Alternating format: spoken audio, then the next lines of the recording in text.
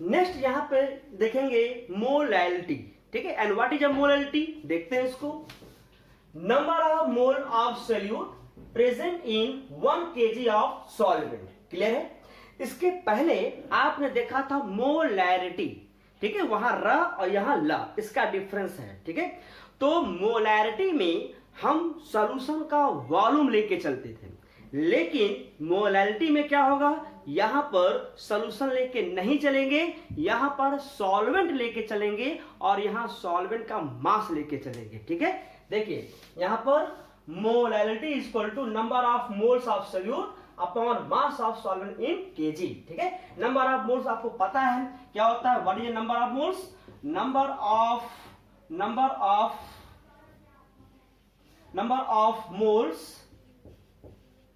Of moles of solute is equal to mass of solvent in gram upon molecular mass, okay.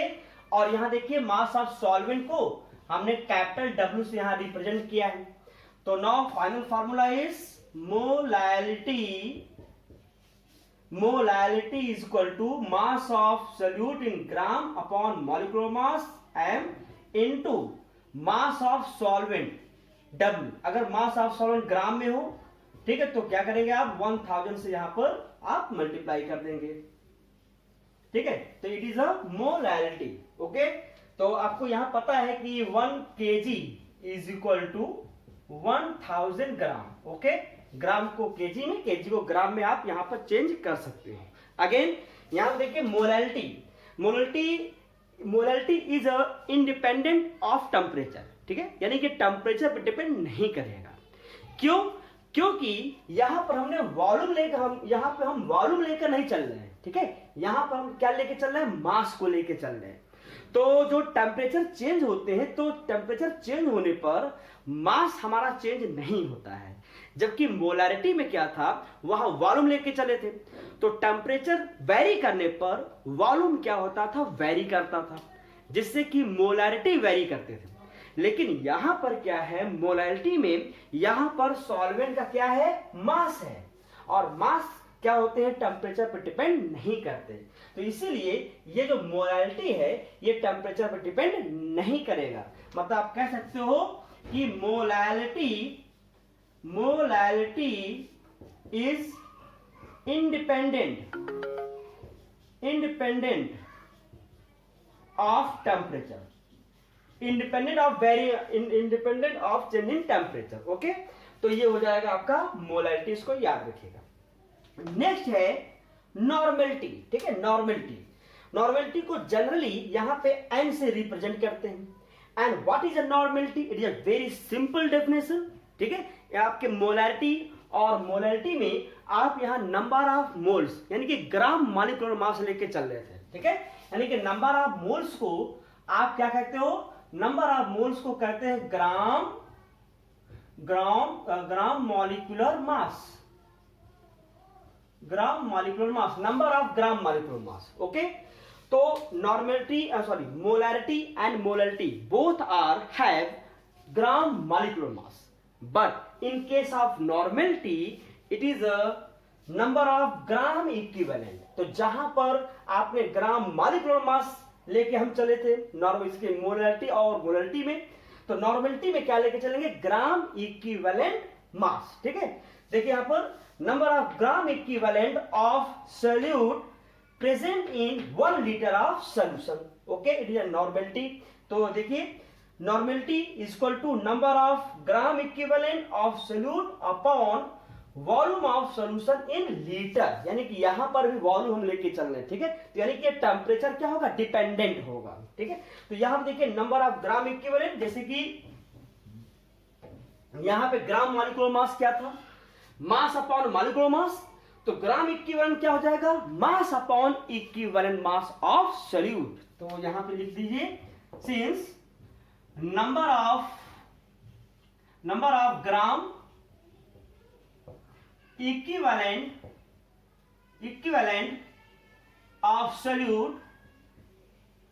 of solute is equal to mass of solute in gram upon equivalent mass, ठीक है।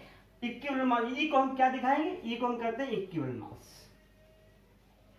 Equivalent mass, ठीक है, यानी equivalent mass represented by E.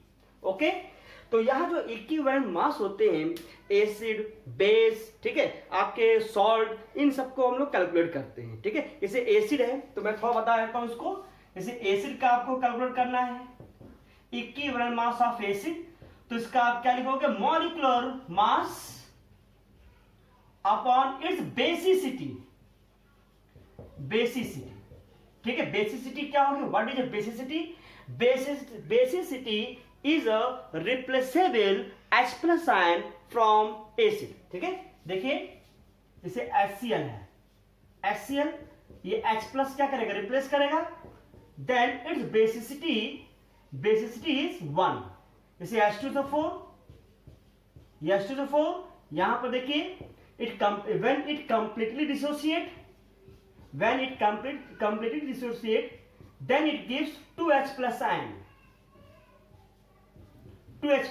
and then its basicity is 2। ठीक है ना, इसकी basicity कितनी हो जाएगी, 2 हो जाएगी।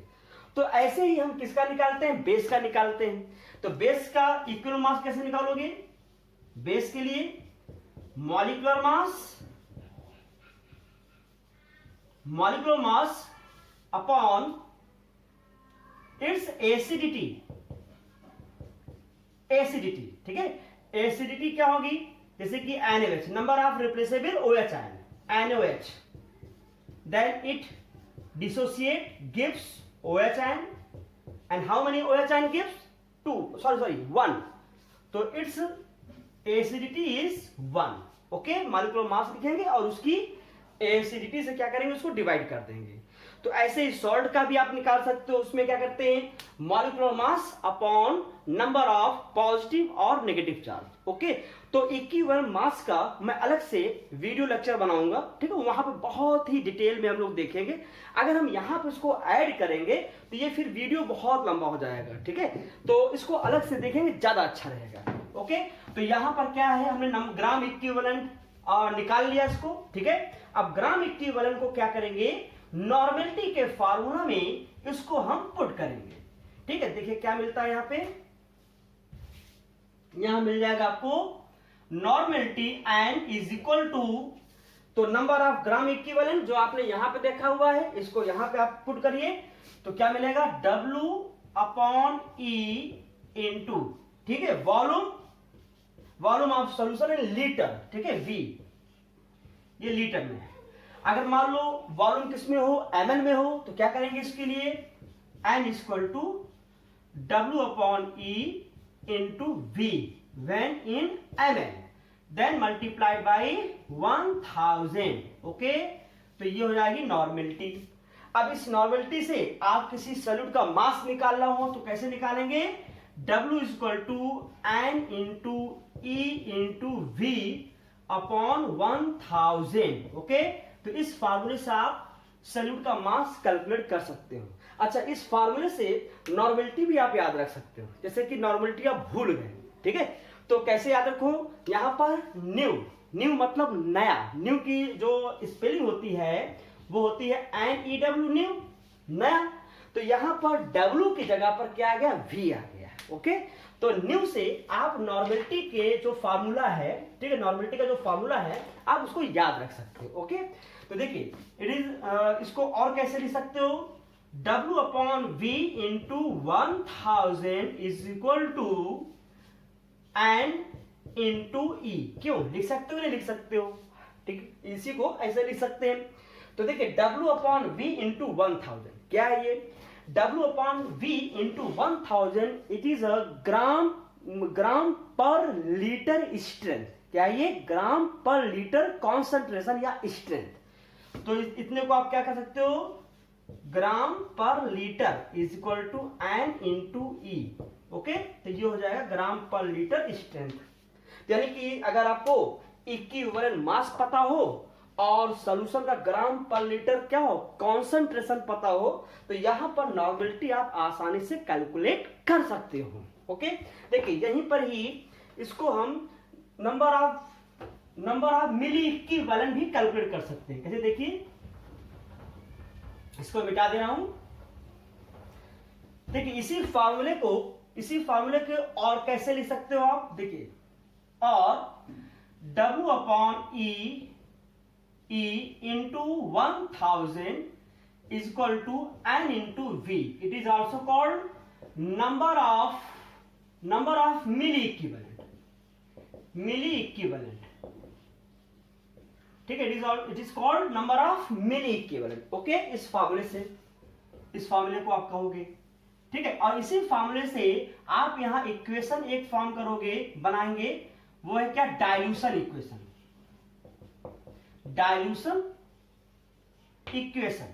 ठीक है, व्हाट इज डाइल्यूशन इक्वेशन, ये कैसे यहां फॉर्म होता है, देखिए इसके लिए हम यहां पे एक छोटा सा एक्सपेरिमेंट करेंगे। ठीक है, छोटा सा एक्सपेरिमेंट करेंगे। तो देखिए एक्सपेरिमेंट है क्या, ठीक है। देखिए यहां पर सबसे पहले आप यहां एक बीकर लीजिए, ये बीकर ले लिया आपने, ओके। और इस बीकर में आप यहां वाटर फिल करिए, ठीक है। हमने इसमें वाटर फिल कर दिया और इस वाटर का वॉल्यूम यहां हमने ले लिया V1, ओके। V1 वॉल्यूम का यहां वाटर हमने फिल किया हुआ है। अब इसी में आपने यहां पर ऐड किया शुगर, ऐड किया जिसका मास, सपोज दैट मास हमने W, ठीक है, मास हमने लिया x ग्राम मास ले लिया। और मान लो इक्विवेलेंट मास भी हमारा क्या है, मान लो y ग्राम, सॉरी y, क्योंकि इक्विवेलेंट मास क्या होता है, यूनिटलेस होता है। तो यहां y आपका इक्विवेलेंट मास हो गया, ठीक है। अब इसको आपने ऐड किया इसमें, देखिए W आपको फाइंड है, मतलब W आपको पता है, ठीक है, कितना आपने ग्राम इसमें ऐड किया हुआ है। इक्विवेलेंट मास भी किसी भी सब्सटेंसेस का क्या होता है, फिक्स होता है। कंपोनेंट का क्या होता है, फिक्स होता है। एसिड है तो उसका इक्विवेलेंट मास, बेस है तो उसका इक्विवेलेंट मास, सॉल्ट है उसका इक्विवेलेंट मास, शुगर है, ठीक, कोई भी हो तो हर एक का क्या होता है, अपना इक्विवेलेंट मास होता है जो कि वो फिक्स होता है। तो हमने इसमें ऐड किया, ठीक है। तो WE यानी कि W मास और इक्विवेलेंट मास और वॉल्यूम, इन तीनों की वैल्यू को आप इसमें पुट करेंगे, ठीक है। तो आपको क्या मिल जाएगी, नॉर्मेलिटी मिल जाएगी, उसका स्ट्रेंथ मिल जाएगा। तो इसकी स्ट्रेंथ कितनी हो गई, यानी इसका कॉन्सेंट्रेशन कितना हो गया, N1, क्या हो गया इसका, N1, सपोज दैट N1 आ गया। तो इस जो ये हमारा सोल्यूशन बनकर तैयार हुआ है, जिसकी नॉर्मेलिटी N1 है, अगर आप इसको थोड़ा सा टेस्ट करिए, ठीक है, एक स्पून लीजिए, स्पून से निकाल कर इसको टेस्ट करिए। जब आप इसको टेस्ट करेंगे तो इसकी स्वीटनेस बहुत अच्छी होगी, ठीक है। इसकी मिठास, मतलब बहुत अच्छा सॉल्यूशन बना हुआ है, इसमें ना कोई कम है ना ज्यादा है, ठीक है, अच्छा है। तो अब क्या करिए, इसमें बाहर से आप क्या ऐड कर दीजिए, बाहर से ऐड करेंगे वाटर, ठीक है। जब इसमें वाटर ऐड करोगे तो इसका वॉल्यूम बढ़ जाएगा। तो वॉल्यूम बढ़ेगा कितना, V2, लेकिन हमारा मास और इक्विवेलेंट मास जो के त्यों है, वो उस पर कोई इफेक्ट नहीं पड़ा। तो इस तरीके से यहां पर W और E वही रहेगा। जैसे देखिए फर्स्ट एक्सपेरिमेंट में क्या था, W upon E into 1000 is equal to N1 V1। Next जब आपने वाटर इसमें फिल किया तो क्या हो गया, ये W upon E into 1000 is equal to N2 V2। Clear है, यानी कि इसका नॉर्मेलिटी क्या हो गई, N2, इसको मतलब वॉल्यूम बढ़ाने पर। अब जरा इसको टेस्ट करिए, यानी जो वाटर आपने मिलाया हुआ है, मिलाने के बाद अब इसको अगर आप टेस्ट करोगे तो ये सॉल्यूशन थोड़ा फीका हो जाएगा। फीका मतलब बहुत लाइट हो जाएगा, मतलब कि जो मिठास, जो स्वीटनेस आपको पहले मिली थी V1 में, वो नहीं मिलेगी। तो यानी कि अब आप क्या कहोगे, सॉल्यूशन फीका हो गया, सॉल्यूशन पतला हो गया। तो इसी को केमिस्ट्री की लैंग्वेज में, यानी केमिस्ट्री की भाषा में क्या कहते हैं, डाइल्यूशन। यानी कि अब हमारा सॉल्यूशन क्या हो गया, डाइल्यूट हो गया। तो इस तरीके से हमारा मास और इक्विवेलेंट मास अभी भी कांस्टेंट है। इसमें और वाटर ऐड करोगे, जब और वाटर ऐड करोगे तो वॉल्यूम और बढ़ेगा। वॉल्यूम बढ़ के कितना हो गया, V3। तो V3 हो गया तो इसका कॉन्सेंट्रेशन यानी इसकी नॉर्मेलिटी क्या हो जाएगी, नॉर्मेलिटी हो जाएगी N3। और मिलाइए V4, नॉर्मेलिटी N4। तो इस तरीके से आपका सॉल्यूशन और पतला होता हुआ चला जाएगा। बाद में पता चलेगा कि उसमें कोई मिठास ही नहीं, उसमें शुगर पता ही नहीं चल रहा है, ठीक है, इतना पतला हो जाएगा। तो इस तरीके से यहां देखिए आपका ये वैल्यू सेम है, ये सब। तो इसको इसमें पुट कर दीजिए, तो आपको क्या मिल जाएगा, N1V1 इक्वल टू N2V2। तो this equation is called dilution equation. ठीक है, क्यों? क्योंकि डाइल्यूट हुआ है, क्योंकि सॉल्यूशन कैसा हो गया, पतला हो गया है, इसीलिए इसे कहते हैं डाइल्यूशन इक्वेशन। ओके, तो इस तरीके से हम यहाँ पे नॉर्मलिटी को यहाँ पे एक्सप्लेन करते हैं। देखिए अब इसकी मीनिंग देखते हैं, जैसे आपने मोलारिटी में देखा था ना मीनिंग, वैसे इसकी भी देखेंगे।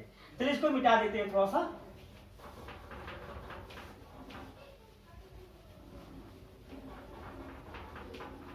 देखिए न्यूमेरिकल्स में आपको लिखा हुआ मिलता है 0.21 NaCl मिलेगा इस तरह से।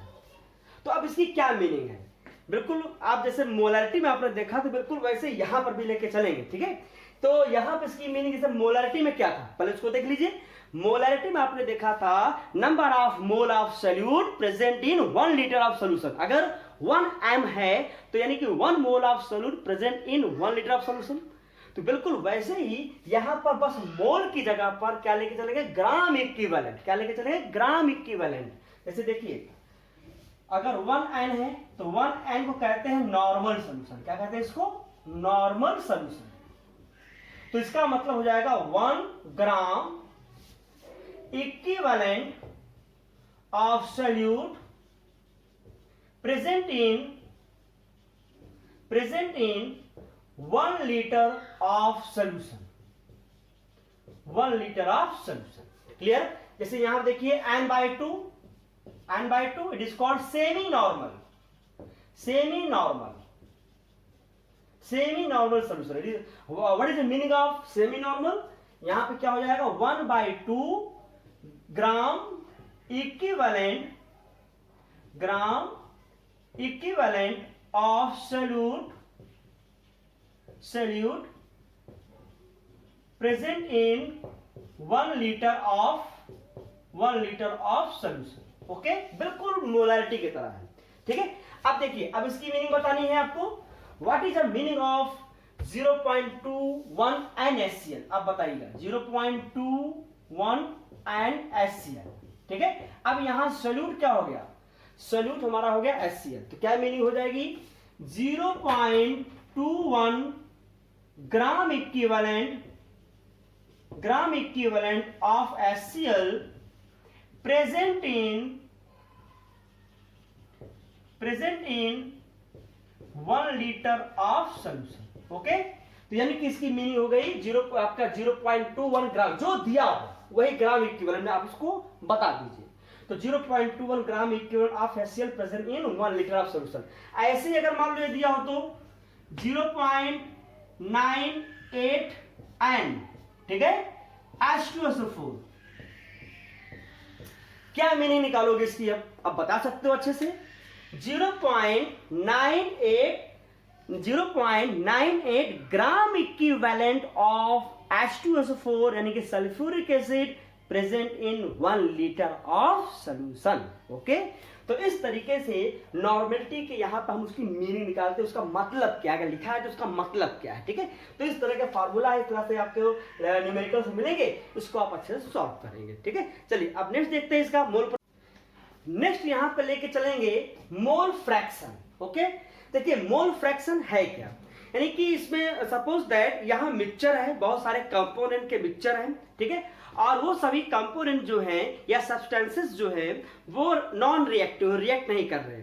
तो पूरे मिक्सचर में, ठीक है, हर एक कंपोनेंट का क्या पार्टिसिपेशन है, उसकी हिस्सेदारी क्या है उस पूरे मिक्सचर में, ये यहां पे हम लोग क्या करते हैं, कैलकुलेट करते हैं। बहुत ही आसान है, बहुत ही ध्यान से समझिएगा, अब क्लियर हो जाएगा। देखिए मोल फ्रैक्शन को जनरली हम यहां काई से रिप्रेजेंट करते हैं। काई जैसे एक्स बनाते हो ना आप, ये एक्स, तो इसी एक्स को थोड़ा खींच दीजिए, लंबा कर दीजिए, ऐसे, ये ऐसे। ठीक है, तो ये हो जाएगा काई। ओके, तो mole fraction is equal to number of mole of component upon total number of mole of component in mixture. Okay, तो सपोज दैट यहां पे मिक्सचर है, ये मिक्सचर, और इस मिक्सचर में कंपोनेंट सपोज दैट यहां लिया आपने A, B and C, okay. और इनके नंबर ऑफ मोल यहां पे आप लिए, यहां पे ले लीजिए इसके नंबर ऑफ मोल N1। तो नंबर ऑफ मोल आपको पता है क्या होता है number of mole, N equal to mass upon molecular mass होता है ना। तो इसको ऐसे भी रिप्रेजेंट कर सकते हो, तो यहां हो जाएगा W1 upon molecular mass M। ठीक, ऐसे ही B, कंपोनेंट B का नंबर ऑफ मोल बताइए N2, तो इसको मास अपॉन मॉलिक्यूलर मास में रिप्रेजेंट कर सकते हो W2 upon M2, okay. And C के लिए नंबर ऑफ मोल N3, तो इसका भी मास क्या हो जाएगा W3 अपॉन मॉलिक्यूलर मास M3, ओके। तो यहां पर देखिए मोल फ्रैक्शन हम निकालना शुरू करेंगे, number of mole of component जिसका हमें निकालना है और पूरे मिक्सचर में जितने हैं उसको सम करना है, ओके। देखिए मोल फ्रैक्शन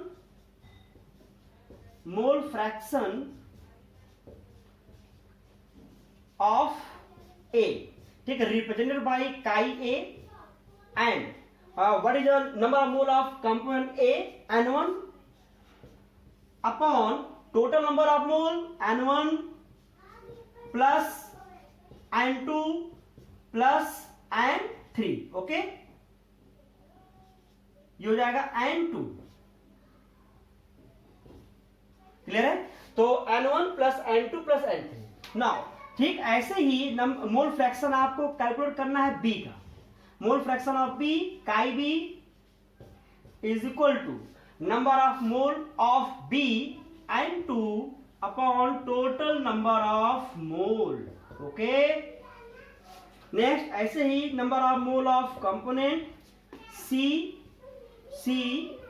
तो इसको आप रिप्रेजेंट करेंगे C equal to number of mole of C is N3 upon total number of mole of component in a mixture, okay.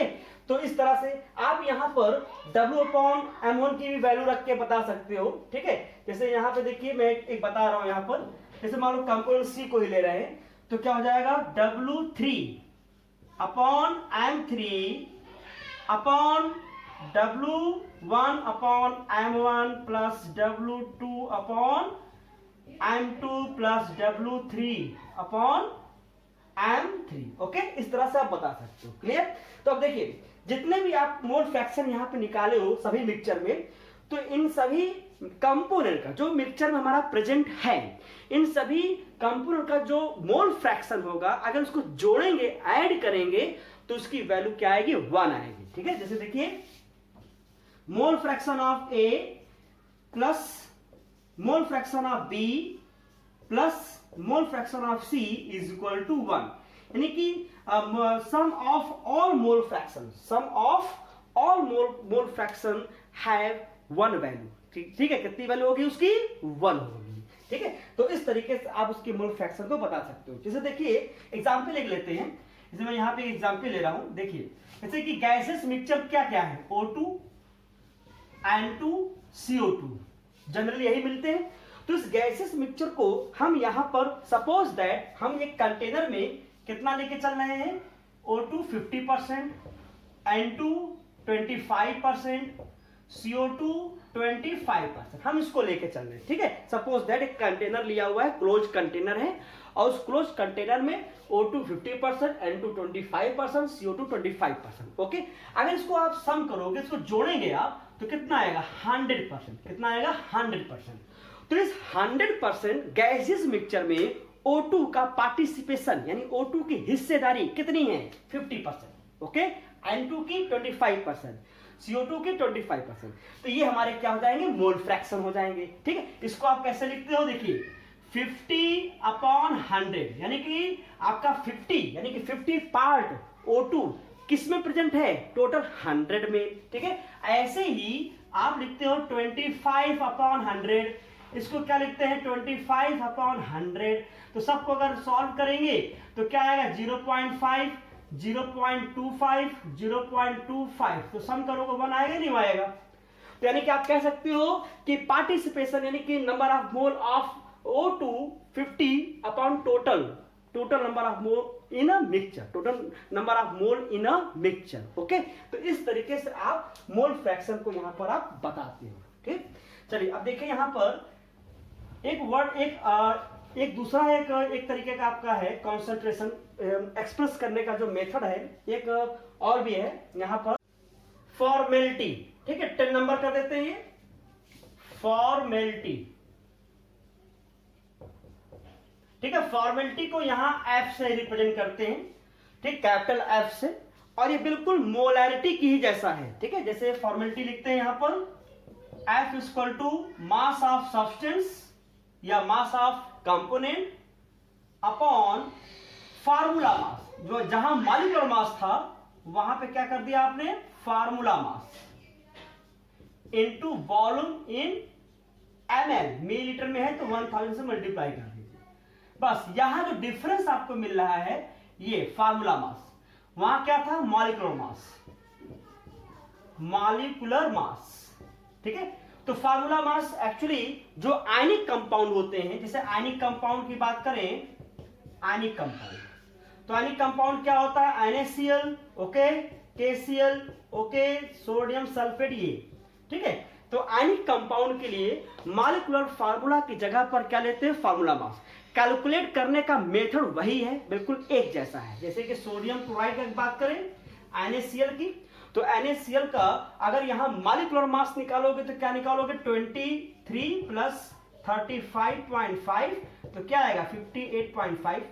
तो ये मॉलिक्यूलर मास भी यही है और फार्मूला मास भी यही है। ठीक है, तो कोई डिफरेंस नहीं है, बस ये है कि थोड़ा आयनिक कंपाउंड्स के लिए, क्योंकि आयनिक कंपाउंड किसी डिस्क्रीट मॉलिक्यूल जैसी नहीं होते हैं, वो एक सिंपल मॉलिक्यूल जैसे नहीं होते हैं। आयनिक कंपाउंड जैसे ही सॉल्यूशन में जाते हैं ये क्या होते हैं, ब्रेक कर जाते हैं, अपने आयंस में क्या होते हैं, ब्रेक कर जाते हैं। यानी कि आप समझो कि अगर एक पार्टिकल, यानी कि एक पार्ट आपने NaCl आपने सॉल्यूशन में मिक्स किया, तो मिक्स करते ही 2 पार्ट मिल जाते हैं, यानी कि 2 पार्टिकल मिल जाते हैं, एक मिलेगा Na+ और एक मिलेगा Cl-।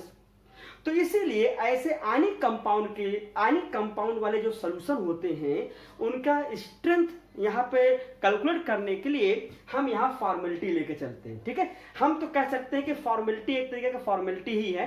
ठीक है, यहाँ बिल्कुल ये मोलैरिटी की तरह ही है, आप मोलैरिटी की तरह भी इसको आप सॉल्व कर सकते हैं। ठीक है, तो फिलहाल यहाँ पर फॉर्मेलिटी आयनिक कंपाउंड के लिए यूज होता है। ठीक है, वहां पर जो मॉलिक्यूलर मास है उसकी जगह आप क्या रखेंगे, फार्मूला मास। तो फार्मूला मास और मॉलिक्यूलर मास किसी पर्टिकुलर कंपाउंड के लिए आप इस तरह से कैलकुलेट करेंगे, जो कि बिल्कुल सेम है। ओके, देखिए यहां पर क्या है, नेक्स्ट आपका यहां relationship between normality and molarity, ये बताते हैं आपको। देखिए इसको मिटा देता हूं जल्दी से। relationship between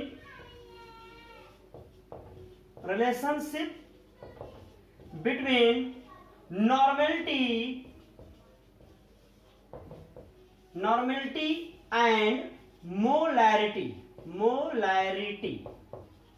ओके, तो आपको मैंने बताया सिंस ग्राम पर litre is equal to molarity into molecular mass, since gram पर litre is equal to normality into equivalent mass. Clear है, तो क्या करेंगे, इसकी वैल्यू से पुट करिए, तो क्या हो जाएगा यहाँ पर नॉर्मेलिटी इंटू इक्विवेलेंट मास, यानी कि इसकी वैल्यू को, यानी ये वाली जो वैल्यू है यहाँ पर रख दिया आपने। ठीक है, is equal to molarity into molecular mass. Okay, तो N upon M is equal to molecular mass upon equivalent mass. ठीक है, तो थोड़ा इसको और सिंप्लीफाई करते हैं, तो इसको और सिंप्लीफाई करेंगे तो क्या हो जाएगा, ये N upon M is equal to small n। Small n is n factor, it is a factor, और it is called acidity for base. Okay, basicity for acid. Okay, and number of positive और negative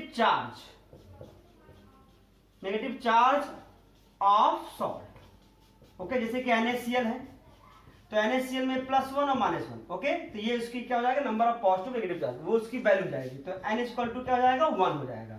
जैसे कि HCl लिखा हुआ है, okay, तो HCl का molecular mass लिखो, ठीक है, अपॉन इक्विवेलेंट मास। तो इससे अच्छा है कि आप N देख लो।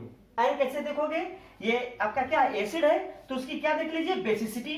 तो यहाँ पे कितने H प्लस यहाँ पर रिप्लेस होते हैं, 1, तो N इक्वल टू 1, H2 से 4 जैसे यहाँ लिखा हुआ है, तो कितने हाइड्रोजन रिप्लेस होते हैं, 2, तो N इक्वल टू 2। नहीं तो आप क्या करिए, यहाँ मॉलिक्यूलर मास रखिए, फिर इक्विवेलेंट मास रखोगे, वैल्यू उतना ही आनी है, ओके। तो इस तरीके से यहाँ पर इसको हम लेके चलते हैं, इस पर बेस्ड न्यूमेरिकल्स को हम लोग क्या करते हैं, सॉल्व करते हैं, ओके।